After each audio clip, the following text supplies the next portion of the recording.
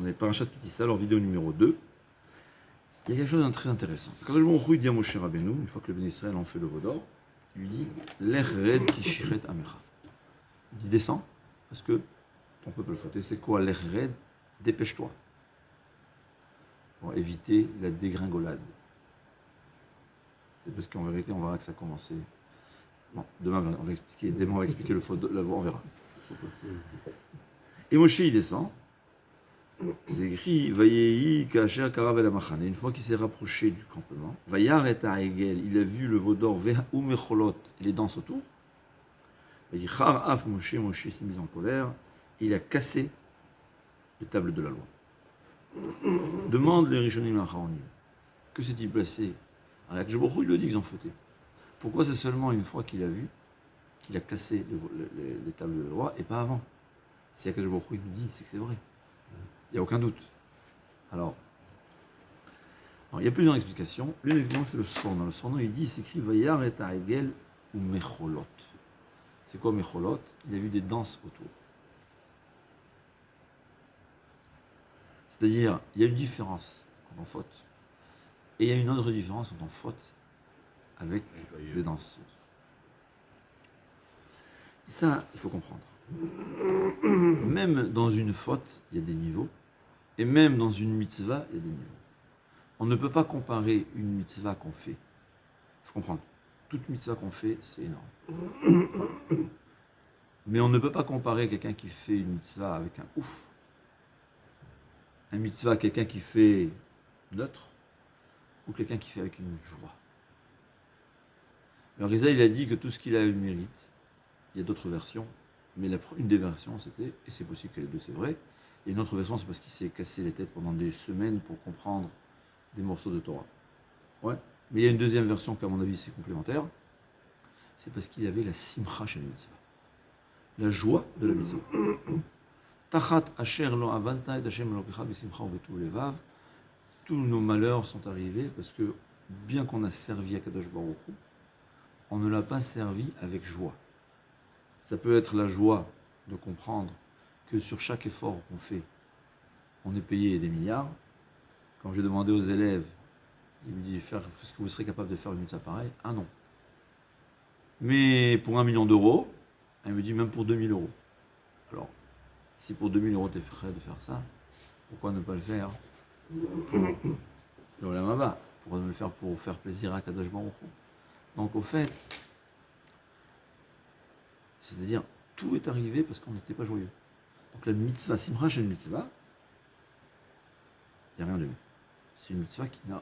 C'est-à-dire, vous comprenez, on a été maudit parce qu'on accomplissait des mitzvot, mais avec manque de joie. Comme on a demandé à Ramshay Feinstein comment se fait-il que les juifs qui venaient de l'Europe de l'Est gardaient Shabbat le Messirut Nefesh. Pourquoi? Arrivé le vendredi, quand ils annonçaient au propriétaire, au patron qu'ils n'allaient pas travailler Shabbat, ils se faisaient licencier. Il y a des centaines ou des milliers comme ça. Mais leur enfant, voilà, aucun Shabbat. On a demandé à Ramon Feinstein comment c'est possible. Elle dit mais c'est normal, quand il arrive à la maison, qu'est-ce qu'il dit? Ouf, encore une fois à cause de Shabbat, j'ai pas de travail. Ou bien il dit bon Hachem, on va faire une danse. J'ai réussi de résister au Yetzer Hara et de garder Shabbat et de faire un effort. C'est la différence. Un enfant, il voit ce que son père sait. En tout cas, d'un côté, c'est la joie pour la mitzvah. D'un autre côté, pour la Avera, c'est encore pire. C'est l'inverse. On ne peut pas comparer une mitzvah, une Avera, je veux dire, quelqu'un fait avec un mal au cœur. Comme on dit, le Satan qui est créé par sa Avera, il est boiteux quand il a mal au cœur. Ouais. C'est boiteux.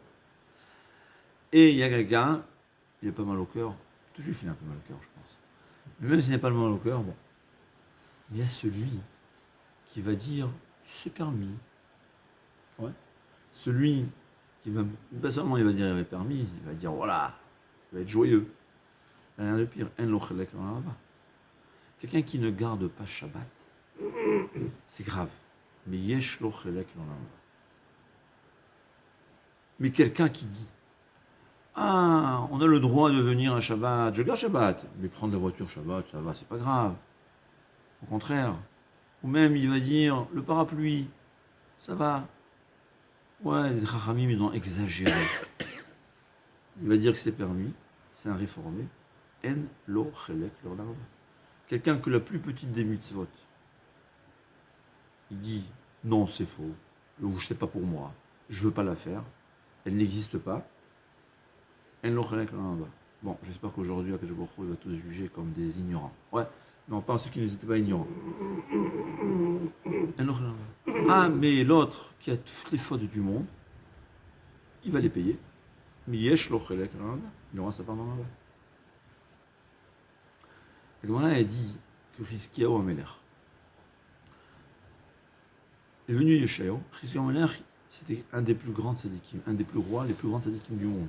Il a réussi à faire de tout le peuple juif un peuple de Talmidei Chachamim. Il a obligé tout le monde d'étudier. La Gemara a dit qu'il n'y avait pas de tinok vetinoket, même des jeunes filles qui ne connaissaient pas Negaim ve'arolot. Negaim ve'arolot, c'est les parties les plus difficiles à comprendre dans la Torah. Il n'existe pas un enfant qui n'était pas compétent, qui connaissait tout par cœur. Pourtant, on n'écrivait rien. Et pourtant, Yeshayahu Navi lui a dit, tu n'as pas de Olam Haba. Pourquoi? Parce qu'il ne veut pas se marier. Et pourquoi il ne voulait pas se marier? Parce qu'il savait, Beruach HaKodesh, qu'il allait avoir un enfant, Racha Gamour. Il s'est dit, je ne veux pas me marier. Et en fin de compte, il a eu raison. Qu'en fin de compte, il s'est marié. Il a eu Ménaché. Le roi Ménaché, c'est le pire des rois. Bien qu'il a fait tchouva, mais il avait fait tellement de dégâts dans le peuple juif que c'était irréparable. Donc il avait raison. Il a dit, je ne veux pas me marier parce que je ne veux pas avoir un roi aussi mal que Ménaché. Je ne veux pas quelqu'un qui va fauter. Et bien, lui a dit, Yeshayahu Navi, puisque tu ne t'es pas marié, premièrement, quelqu'un qui ne se marie pas, il a fauté une faute, il a fauté. Il n'a pas accompli la mitzvah de se marier. Mais c'est écrit nulle part qu'un lochalek l'en a pas. Deuxièmement, il avait un calcul tout à fait vrai. Il ne voulait pas un enfant rachat. C'est écrit que Chizkiyahu Navi, il a fait tchouva. Il s'est marié. Je voulais donner encore 15 ans de sa vie. En fin de compte, il a eu un enfant qui s'était ménaché, comme il avait vu dans sa prophétie, c'était un grand Réchaïm. Mais avant de faire tchouva, le Navi lui a dit qu'il mette ata velotakum, je ne me rappelle pas du passage, qu'il a doublé pour lui dire tu vas mourir et tu n'auras pas de Olam Haba. Pourquoi? Parce qu'il ne s'est pas marié. Et pourquoi il ne s'est pas marié? Parce qu'il pensait à Akadosh Baruch Hu. La réponse, elle est une question répond l'autre. Quelqu'un qui ne se marie pas parce qu'il ne veut pas se marier, bon, il va payer sa dette. C'est reconnu. Ouais. Mais quelqu'un qui dit, moi, je suis pas tour. Je suis exempté de me marier. Pourquoi? Parce que je veux pas des enfants réchaïm. Quelqu'un qui va annuler une mitzvah, enlo chelek. Le roi Salomon, la Gemara, elle voulait dire que enlo chelek va. Pourquoi? Parce que la Torah, elle a dit qu'il ne faut pas se marier avec 1000 femmes. Et lui, il a marié 1000 femmes. Bon, il a transgressé un lave, c'est grave. Mais à cause de ça, il a perdu son Olam Haba. Le roi Salomon, qui a fait Shirachirim. Explique-nous ça. Parce que qu'est-ce que moi, Shlomo Amelech, il s'est marié avec une femme, pourquoi? Pas parce qu'il avait envie d'une femme. Parce qu'il a dit, c'est vrai que la Torah a dit le Herbe Nashim. Mais la Torah a dit pourquoi? Parce que les femmes vont retirer son cœur. Moi, je vais me marier et je vais être plus intelligent que la Torah. C'est écrit que le Yud de l'Oyarbe est venu chez Akadosh Baruch Hu. Il a dit, comment se fait-il que ce roi-là, il efface le Yud du Sefer Torah? Je ne me rappelle pas la réponse de Akadosh Baruch Hu. Mais en fin de compte, qu'est-ce qui s'est avéré? D'abord qu'il s'est trompé, le roi Salomon.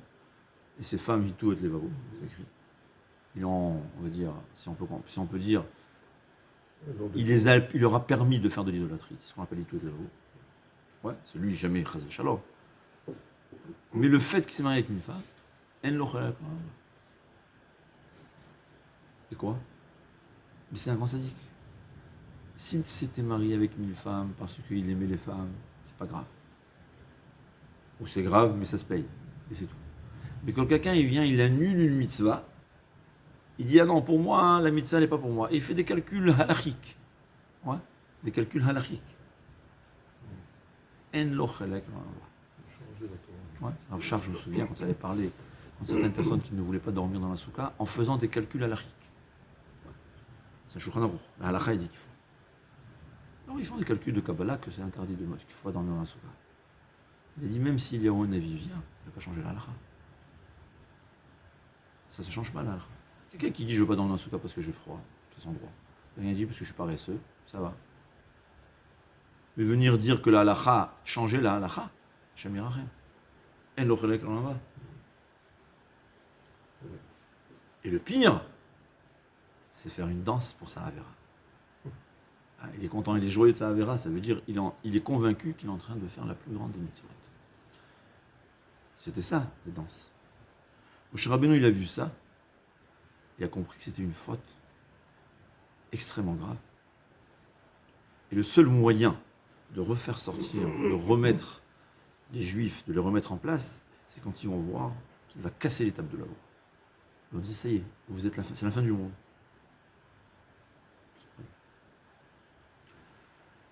Vayar est à Egel ou Mecholot, les danses autour. C'est ce qui lui a fait provoquer. S'il n'y avait pas les danses, il y aurait eu des chances de refaire tchouva au peuple juif sans casser les tables. On aurait eu la première Torah, ils auraient fait tchouva. Mais une fois qu'il a vu les danses, c'est que la Avera, elle est ancrée en eux. Elle est tellement ancrée que c'est impossible. À part la gravité de la Avera qui est beaucoup plus grande. Mais en plus, il n'y a pas de possibilité. Enfin, il faut un choc électrique pour pouvoir faire tchouva quand quelqu'un est convaincu qu'il a fait une mitzvah. D'accord, dans quelques minutes, oui. Une parenthèse. Enfin, la suite s'écrit que Shlomo Améler, en fin de compte, on a décidé que Yesh lo chelek l'Amada. Pourquoi? On m'avait dit, parce que je ne me rappelle pas le nombre d'années, il a construit sa maison avec tant et tant d'années, je ne me souviens pas. Mais le Beth Amikdash, il a construit plus rapidement que ce qu'il a construit sa maison. C'est-à-dire, construire le Beth Amikdash, c'est énorme. On a dit que le roi Hordos, qui avait tué Chachmei Israël, tous les sages d'Israël, pour se faire pardonner la faute, il a construit le Beth Amikdash. Il a retapé, il a détruit l'ancien, il a refait un nouveau. C'était le beau. On a dit, celui qui n'a pas vu le Beth Amikdash de Hordos n'a jamais vu un beau bâtiment de sa vie. C'était la façon de se faire pardonner. On voit l'importance de construire le Beth Amikdash, la grandeur de cette mitzvah.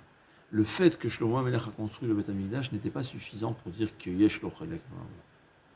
Mais le fait qu'il a construit le Beth Amikdash plus rapidement que sa maison, il a montré que les mitzvot, c'est plus important que lui-même. Là, ça lui a pardonné. Je dis toujours, je vois malheureusement des jeunes, des gens, pour la bar mitzvah de leur enfant, on va payer le meilleur oulam, comment on dit l'oulam, je vais en français. Ouais, la salle. La salle la plus belle, l'orchestre la plus cher ou la plus belle. Et les fleurs, on va investir beaucoup. Le costume, quelques milliers d'euros. Mais les tefilines, donne-moi les moins chers. Je comprends pas. Tu prends les plus beaux, prends les tefilines les plus beaux. Il faut que tes tefilines soient au-dessus du niveau de la bar mitzvah. Ou bien quelqu'un achète une maison, Baruch Hashem, je crois qu'on nous le donne. Les mezuzot, les moins chers. Alors c'est pas l'argent qui compte, je veux dire, c'est la beauté. Il y a dans les mezuzot, il y a du kasher ou pas kasher. Même dans le kashrut, il y a qui est kasher a priori, il y a qui est kasher, il faut fermer un œil.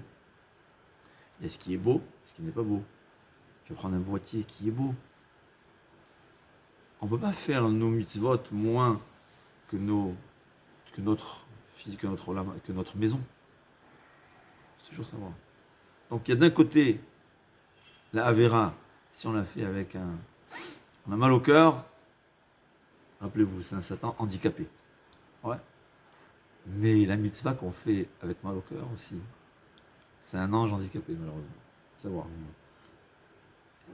Donc faire notre mitzvot avec joie et essayer de faire au moins ce qu'on peut, le mieux possible. Parce que c'est incomparable. C'est incomparable une mitzvah avec plénitude avec une mitzvah qui boite, qui est handicapée.